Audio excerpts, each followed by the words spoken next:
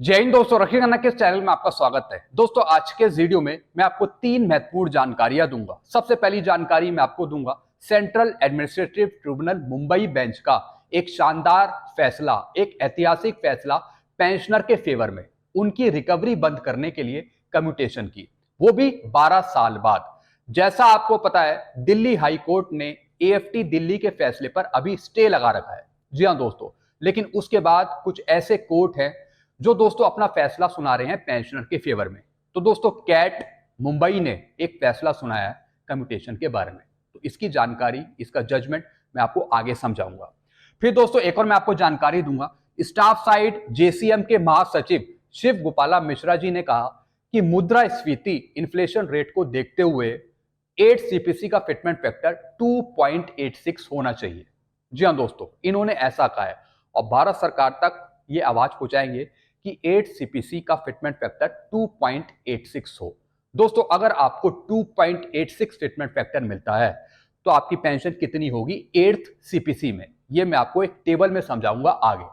फिर दोस्तों, अगली जानकारी मैं आपको दूंगा, डीआर के 4 महीने के एरियर से पहले कर्मचारियों को बोनस मिलेगा। जी हाँ दोस्तों, मिनिस्ट्री ऑफ डिफेंस ने एक लेटर जारी करा है आर्मी, नेवी, एयरफोर्स के कर्मचारियों के लिए। तो दोस्तों, ये लेटर भी मैं आपको समझाऊंगा और इसकी जानकारी मैं आपको आगे दूंगा। तो इस वीडियो को आप पूरा देखिएगा। वीडियो में आगे बढ़ने से पहले एक छोटी सी अपील कर रहा हूं, अगर आप पहली बार मेरा चैनल देख रहे हैं या फिर ये वीडियो देख रहे हैं तो आप मेरे चैनल सब्सक्राइब भी कर सकते हैं, जिसका नाम है रक्षित खन्ना, क्योंकि ऐसी जानकारियां, ऑथेंटिक जानकारियां आपको मिलती रहती है इस चैनल के माध्यम से। चलते हैं दोस्तों, आगे बढ़ते हैं। सबसे पहली जानकारी, CAT central administrative tribunal Mumbai bench का जबरदस्त फैसला। जी हाँ दोस्तों, सेंट्रल एडमिनिस्ट्रेटिव ट्रिब्यूनल सिविल के लिए काम करती है। जी हाँ दोस्तों, जो सिविल के पेंशनर्स होते हैं वो कोर्ट केस करते हैं कैट में। तो दोस्तों, ऐसे कुछ पेंशनर्स थे जो डाक विभाग से रिटायर हुए थे, डाक विभाग से वो रिटायर हुए थे। दोस्तों, इनके हक में फैसला सुनाया है कैट मुंबई बेंच ने। जी हाँ दोस्तों, तो दोस्तों मुंबई बेंच ने ये फैसला सुनाया कि इनकी रिकवरी बंद करी जाए। जी हाँ दोस्तों, क्योंकि दोस्तों इनको 12 साल कंप्लीट हो गए थे पेंशनर को, जिसके बेस पर पेंशनर ने कहा कि हमें नुकसान हो जाएगा अगर हमारी रिकवरी 15 साल तक की जाती है भारत सरकार के द्वारा। तो दोस्तों, इस जजमेंट में काफी चीजें लिखी हुई है, एक एग्जाम्पल भी देकर समझाया है कि किस तरीके से अगर भारत सरकार 15 साल तक आपका कम्यूटेशन की रिकवरी करती है तब आपको कितना नुकसान होता है। तो दोस्तों, मैं आपको वो एग्जाम्पल भी समझाऊंगा। दोस्तों, अब एग्जाम्पल देखिए जो इस जजमेंट में दे रखा है, साइड में आप जजमेंट भी देख सकते हैं। दोस्तों, जैसे किसी पेंशनर की बेसिक पेंशन है 40,000, एक मैं आपको एग्जांपल समझा रहा हूं जो इस जजमेंट में दे रखा है। जैसे दोस्तों पेंशनर रिटायर हुए 31 जनवरी 2017 में और जिसकी बेसिक पेंशन 40,000 है, तो 40,000 का 40%, तो दोस्तों ये होगा 16,000। अब कम्यूटेशन निकालने के लिए एक फॉर्मूला है, 16,000 मल्टीप्लाई 12, 8.194, यानी कम्यूटेशन की जो टेबल है आपकी एज के अनुसार वो फैक्टर लिया जाता है।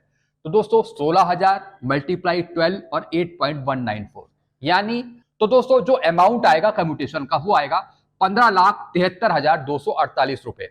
दोस्तों ये वसूली 12 साल में हो जाती है, यही इस जजमेंट में समझाया है। दोस्तों इसी कैलकुलेशन को समझते हुए, इन जानकारियों को समझते हुए मुंबई बेंच ने पेंशनर के फेवर में ये फैसला दिया है। अब दोस्तों ये जो अमाउंट आया 15,73,248, ये 12 साल में पूरा हो जाता है, 12 साल में इसकी रिकवरी पूरी हो जाती है। लेकिन भारत सरकार इसे वसूलती है 3 साल और, यानी 15 साल तक।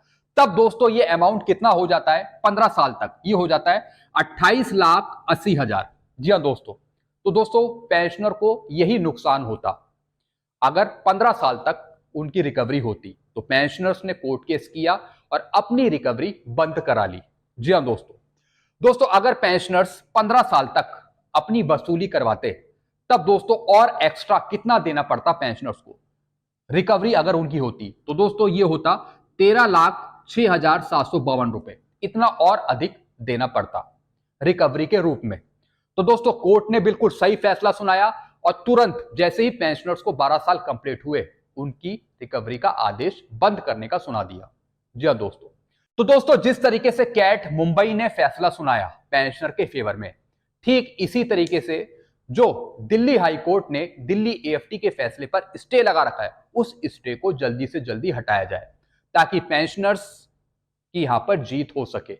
और पेंशनर्स का जो कम्यूटेशन का पैसा काटा जा रहा है 15 साल के लिए, उसे बंद किया जा सके और उसका जो पीरियड है 15 साल का वो 12 साल किया जा सके। और भारत सरकार इस पर एक जनरल ऑर्डर निकाले सभी पेंशनर्स के लिए, यानी जो उनका पीरियड 15 साल का है उसे घटाकर 12 साल किया जाए, 12 साल किया जाए, और जो उनकी आगे की रिकवरी हो रही है उसे बंद किया जाए। चलते हैं दोस्तों अगली जानकारी की तरफ। स्टाफ साइड जेसीएम के महासचिव शिव गोपाला मिश्रा जी ने कहा कि मुद्रास्फीति की गति को देखते हुए 8 सीपीसी का फिटमेंट फैक्टर 2.86 होना चाहिए। जी हां दोस्तों शिवा गोपाला मिश्रा जी लगातार भारत सरकार के सामने आपकी डिमांड पहुंचाते रहते हैं। अब इन्होंने डिमांड पहुंचाई है 8 सीपीसी की कि भारत सरकार जल्द से जल्द 8 सीपीसी लागू करे और फिटमेंट फैक्टर 2.86 दे। जी हां दोस्तों, वैसे दोस्तों 2.86 फिटमेंट फैक्टर बहुत ज्यादा फिटमेंट फैक्टर है। अगर ये आपको मिल जाता है तो आपकी पेंशन बहुत ही बढ़ जाएगी, बहुत अधिक बढ़ जाएगी। ये मैं आपको अभी एक टेबल में समझाऊंगा। दोस्तों मेरे अनुसार जो फिटमेंट फैक्टर हो सकता है, जहां तक मैं अपने आंकड़ों की बात बताऊं, और दोस्तों जो मेरे आंकड़े हैं वो पिछले पे कमीशन के आधार पे हैं, जो पिछले पे कमीशन पे जिस हिसाब से पेंशन बढ़ी, जो एवरेज था, जो रेशो था, उसके आधार पे है। तो दोस्तों मेरे आधार पे जो फिटमेंट फैक्टर बन रहा है वो बन रहा है 1.92, 1.94 या फिर 1.96, यानी इन तीनों में से कोई एक फिटमेंट फैक्टर रह सकता है, 1.92, 1.94 या फिर 1.96। अब दोस्तों शिवा गोपाला मिश्रा जी का कहना है कि मुद्रास्फीति को देखते हुए, जी हां दोस्तों, जो इन्फ्लेशन रेट है उसको देखते हुए जो फिटमेंट फैक्टर है 8 सीपीसी का वो 2.86 होना चाहिए। दोस्तों अगर आपको 2.86 फिटमेंट फैक्टर मिलता है तब आपकी कितनी पेंशन होगी रैंक वाइज और क्वालिफाइंग सर्विस वाइज, इसे हम एक टेबल में समझते हैं।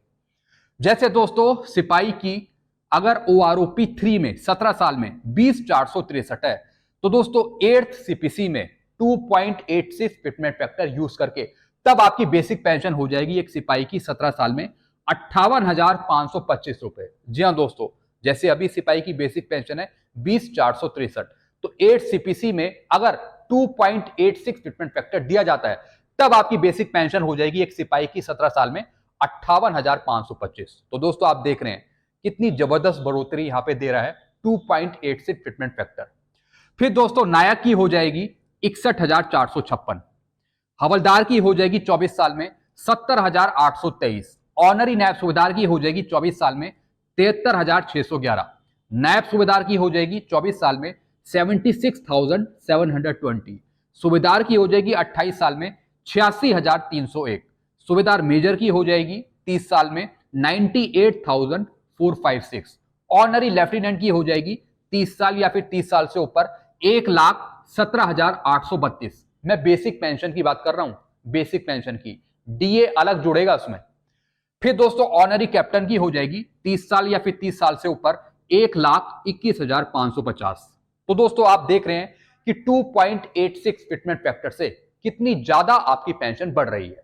जी हां दोस्तों, तो दोस्तों ये डिमांड कर रहे हैं शिवा गोपाला मिश्रा जी, शिव गोपाल मिश्रा जी भारत सरकार से कि फिटमेंट फैक्टर 2.86 दिया जाए। दोस्तों वैसे ये किसी सपने से कम नहीं है, इतनी पेंशन बढ़ पाना, इतनी पेंशन आप खुद ही देख रहे हैं। कहां एक सिपाही अभी ओआरओपी 3 में बेसिक पेंशन 20,463 ले रहा है, और कहां अगर 2.86 दिया जाए तो दोस्तों ये पेंशन 58,525 पहुंच जाएगी। सूबेदार 28 साल में 86,301, ऑनरी लेफ्टिनेंट, ऑनरी कैप्टन की पेंशन 1-1 लाख से ऊपर पहुंच रही है। बेसिक पेंशन की बात कर रहा हूं। तो दोस्तों क्या भारत सरकार 2.86 फिटमेंट फैक्टर देगी? ये एक सबसे बड़ा क्वेश्चन मार्क है, ये एक सोचने वाली बात है।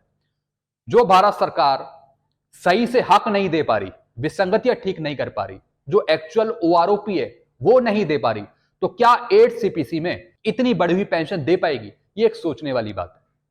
तो दोस्तों अगर ऐसा होता है तो फिर ये किसी चमत्कार से कम नहीं होगा, चमत्कार ही होगा दोस्तों अगर ऐसा होता है, अगर 2.86 फिटमेंट फैक्टर मिल जाता है। जैसा मैंने आपको बताया मेरे आंकड़ों के अनुसार जो आपको फिटमेंट फैक्टर मिल सकता है वो है या तो 1.92, 1.94 या फिर 1.96, यानी 2.00% से नीचे नीचे। जी हां दोस्तों, तो दोस्तों एक तो ये जानकारी थी। चलते अगली जानकारी की तरफ। मिनिस्ट्री ऑफ डिफेंस ने रक्षा कर्मचारियों के लिए बोनस की घोषणा की है। सरकार 40 दिनों का बोनस देगी। जी हाँ दोस्तों, मिनिस्ट्री ऑफ डिफेंस ने एक लेटर निकाला है आर्मी के लिए, नेवी के लिए और एयरफोर्स के लिए, तीनों चीफों के लिए, जिसमें कहा गया है कि बोनस दिया जाएगा वित्तीय वर्ष 23-24 का। यह बोनस सरकार 24-25 के बजट से प्राप्त पैसे से दिया जाएगा। जी हाँ दोस्तों, जो बजट तैयार किया गया था 24-25 के लिए, उसी पैसे में से यह बोनस डिस्ट्रीब्यूट किया जाएगा, बोनस आपको दिया जाएगा। आर्मी, नेवी, एयरफोर्स के पात्र कर्मचारियों को यह बोनस दिया जाएगा। जैसे मैंने आपको बताया, यह बोनस वर्ष है पिछले वित्तीय वर्ष 23-24 का। डीआर के 4 महीने की एरियर से पहले कर्मचारियों को बोनस मिल जाएगा। जी दोस्तों, वैसे डीआर का जो एरियर है 4 महीने का, ये तो पेंशनर्स को मिलेगा। हालांकि दोस्तों ये बोनस कर्मचारियों को मिलेगा, कर्मचारियों को जो सर्विंग में है उनको दोस्तों ये बोनस दिया जाएगा।